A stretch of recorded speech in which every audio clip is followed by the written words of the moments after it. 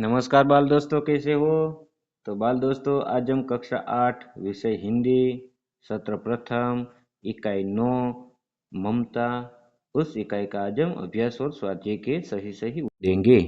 तो बच्चों, सबसे पहले तो आप इस वीडियो को शुरू से लेके अंत तक जरूर आप देखिए। तो सबसे पहले बच्चों, हमारा ध्यान हिंदी पाठ्य पुस्तक पृष्ठ क्रमांक नंबर 57 पर होना चाहिए। जो ममता है वह उनका साहित्यिक प्रकार कहानी है और उनके कहानीकार है जयशंकर प्रसाद। उस बारे में बच्चों हमें थोड़ी बहुत जानकारी होनी चाहिए। तो ज़्यादा वक्त न गवाते हुए अब हम अभ्यास की ओर जाते हैं। ममता जो कहानी है उसके अभ्यास, उसके बाद हम स्वाध्याय के प्रश्नों की भी चर्चा करेंगे। तो बच्चों देखिए, सबसे पहले प्रश्न 1, प्रश्नों के उत्तर दीजिए। प्रश्न 1, प्रसाद जी ने ईंटों के ढेर में बिखरी हुई भारतीय शिल्प की विभूति किसे कहा? तो बच्चों उसके बारे में हमें ये उत्तर लिखना है हमें कि प्रसाद जी ने ईंटों के ढेर में बिखरी हुई भारतीय शिल्प की विभूति किसे कहा है। तो बच्चों सबसे पहले हमारा ध्यान पाना नंबर पृष्ठ क्रमांक 62 पर होना चाहिए हमारी पाठ्य पुस्तक में। उसमें पहला ये प्रश्न है, तो उनका उत्तर है काशी के उत्तर में धर्मचक्र विहार था। उसे मौर्य और गुप्त सम्राटों ने बनवाया था। वह उनकी कीर्ति का प्रतीक था, लेकिन अब वह खंडहर हो चुका था। उस भवन के शिखर खंडित हो चुके थे और अब वहाँ घास और झाड़ियाँ उग आई थी। फिर भी उन टूटी हुई दीवारों और ईंटों में भारतीय शिल्प कला की भव्य झलक देखी जा सकती थी। इसे ही प्रसाद जी ने ईंटों के ढेर में बिखरी हुई भारतीय शिल्प की विभूति कहा है। प्रश्न नंबर 2, शहंशाह हुमायूं के आदेश का किस प्रकार पालन हुआ? वह सही था या गलत? अपने विचार स्पष्ट कीजिए। उत्तर है शहंशाह हुमायूं ने मुसीबत में ममता की झोपड़ी में आश्रय लिया था, इसलिए उसकी जगह पक्का घर बनवा देने का आदेश दिया था। हुमायूं के बाद उसका बेटा अकबर शहंशाह बना। उसने उस झोपड़ी की जगह एक अष्टकोणीय मंदिर बनवाया। उस गगनचुंबी विशाल मंदिर के में एक शिलालेख पर उसके निर्माता शहंशाह अकबर और अपने पिता हुमायूं का नाम अंकित था। ममता का कहीं नाम तक नहीं था। पिता का स्मारक बनवाकर अकबर ने सारा श्रेय खुद लेना चाहा। दया की जिस देवी ममता ने उसके पिता को शरण दी थी, उसकी अकबर ने जरा भी परवाह नहीं की। यह सरासर गलत था। मेरे विचार से इस तरह उसने ममता के प्रति अन्याय किया। तीसरा प्रश्न है,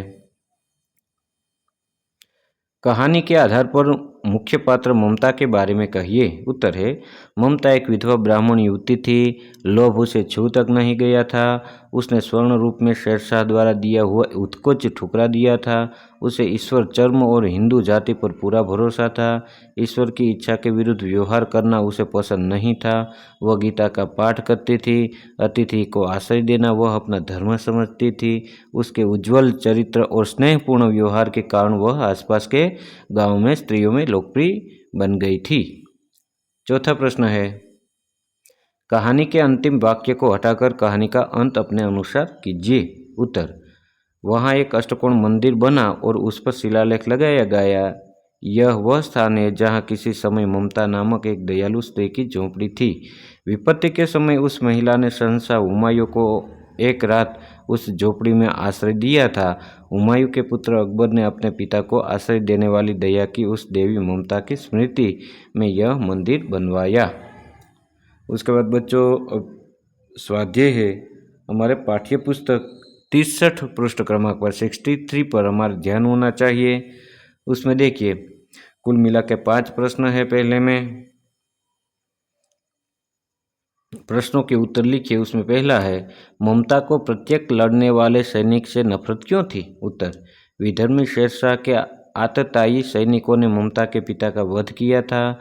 उसी घटना के कारण ममता को प्रत्येक लड़ने वाले सैनिक से नफरत थी। दूसरा प्रश्न है, ममता की झोपड़ी में आश्रय मांगने कौन आया? उत्तर, चौसा युद्ध में शेरशाह से विपन्न होकर शहंशाह हुमायूं आश्रय मांगने के लिए ममता की झोपड़ी में आया। तीसरा प्रश्न है, अकबर ने अष्टकोण मंदिर कब और कहाँ बनवाया? उत्तर, ममता ने थके हारे और भयभीत हुमायूं को रात में अपनी झोपड़ी में आश्रय दिया था। उसकी उदारता के कारण ही हुमायूं के प्राणों की रक्षा हुई थी। वहां से लौटते समय हुमायूं ने अपने साथी मिर्जा को उस विधवा की झोपड़ी के स्थान पर नया घर बनवाने का आदेश दिया था।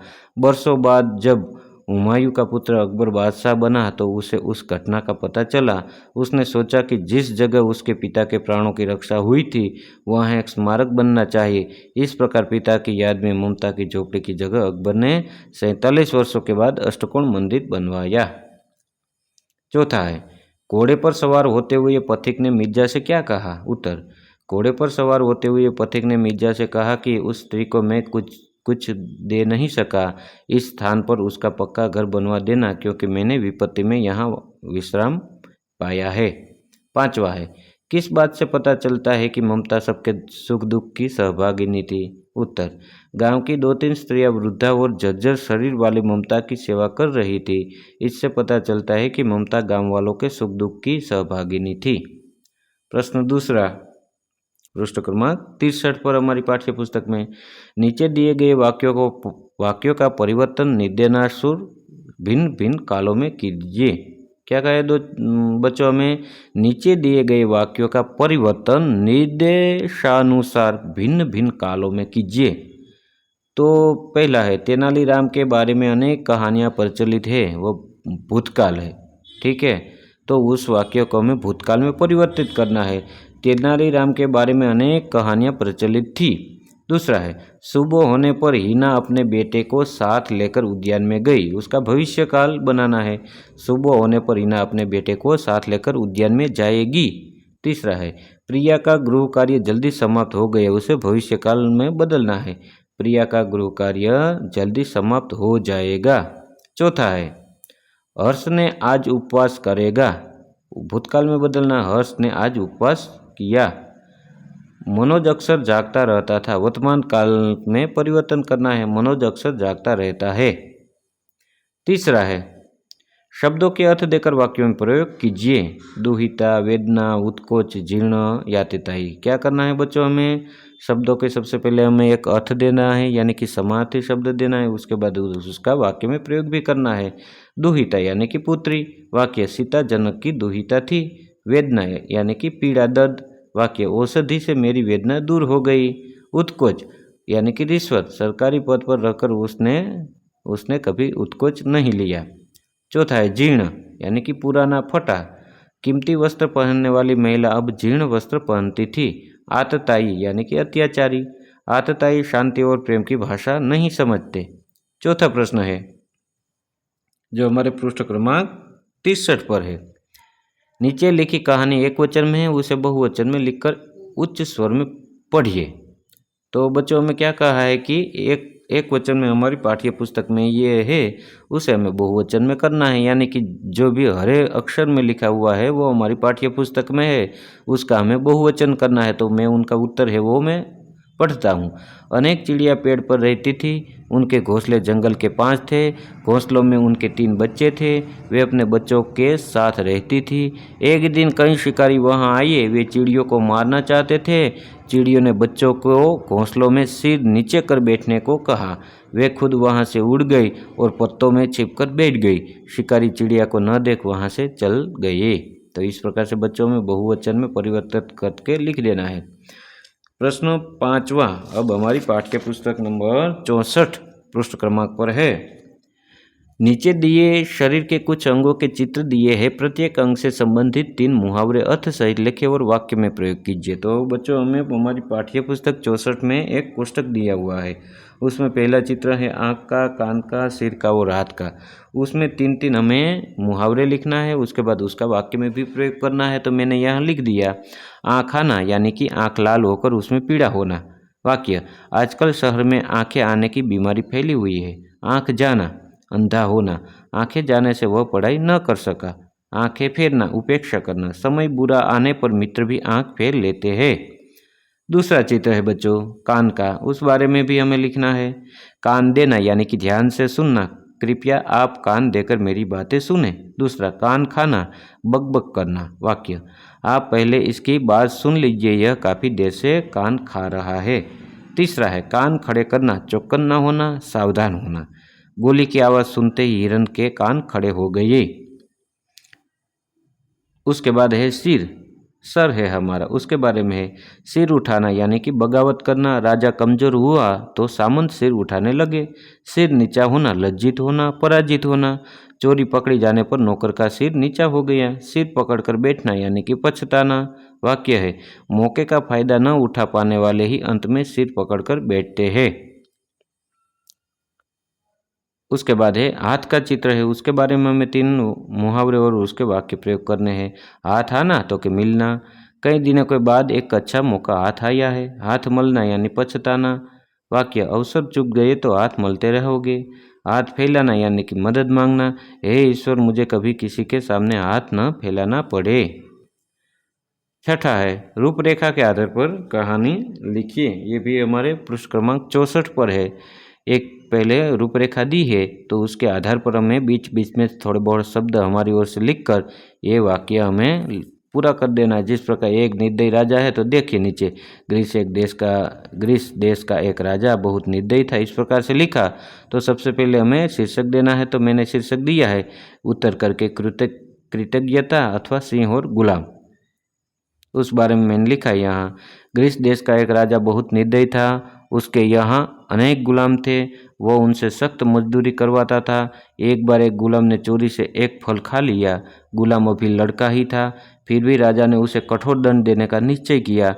दंड के भय से वह गुलाम जंगल में भाग गया, वहाँ एक झोपड़ी में छिपकर बैठ गया। झाड़ी में बैठे गुलाम लड़के ने एक सिंह के कराहने की आवाज़ सुनी। लड़का झाड़ी से निकलकर सिंह के पास आया। उसे लगा कि सिंह के पैर में कुछ तकलीफ है। उसने सिंह के पैर का दायां पंजा उठाकर देखा, उसमें एक बड़ा कांटा घुस गया था। लड़के ने धीरे से वह कांटा निकाल दिया। सिंह की पीड़ा दूर हो गई। इसके बाद दोनों में मित्रता हो गई। गुलाम लड़के को पकड़ने के लिए राजा के सिपाही चारों ओर घूम रहे थे। उन्होंने लड़के को जंगल में देख लिया। वे उसे गिरफ्तार कर राजा के सामने ले गए। राजा ने लड़के को मौत की सजा सुनाते हुए कहा, इसे भूखे सिंह के सामने डाल दिया जाए। जंगल से सिंह को पकड़कर लाया गया, उसे कई दिनों तक भूखा रखा गया। फिर एक दिन लड़के को उसके पिंजड़े में बंद कर दिया। भूखा सिंह उस लड़के को खाने के लिए झपटा, परंतु एकदम रुक गया।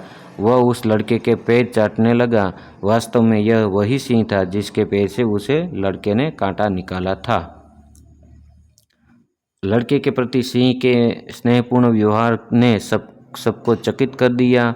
राजा भी इससे बहुत प्रभावित हुआ। उसने कहा, जब जंगल का राजा इस लड़के के प्रति दयालु है तो मुझे भी इस पर दया करनी चाहिए। ऐसा सोचकर उसने लड़के को क्षमा कर दिया। उसने सिंह और लड़के को गुलामी के बंधन से मुक्त कर दिया। तो इस कहानी से हमें सीख मिलती है कि सचमुच खूंखार पशु भी अपने साथ किए गए उपकार को नहीं भूलते।